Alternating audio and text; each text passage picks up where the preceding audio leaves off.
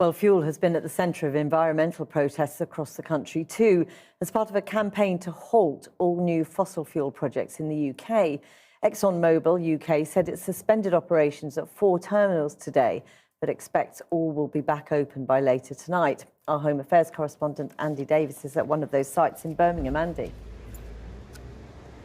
Well, the tanker is leaving now. Over an hour ago, another tanker was able to leave this terminal, but there's been significant disruption since early this morning when one tanker was stopped leaving the terminal and some of the protesters clambered on top of it. It did eventually get through after the police intervened, but it was the last to do so for much of the day. There were similar tactics witnessed in Purfleet in Essex. Sites in West London, Warwickshire and Southampton were also targeted.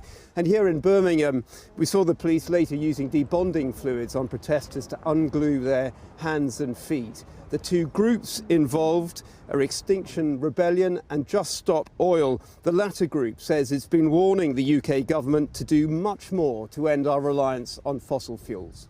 The position we're in right now is that we have a brief and rapidly closing window to make significant changes to prevent climate disaster.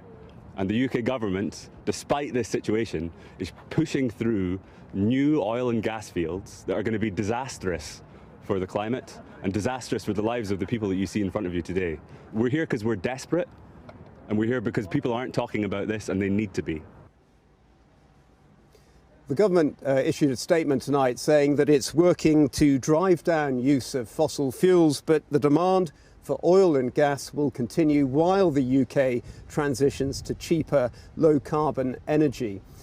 More than 19 people, at least 19 people, were arrested at various protest sites today, and it's worth noting finally that Extinction Rebellion today announced that there would be more protests, a series of daily mass participation protests in London from next weekend, which they claimed would be more disruptive than ever.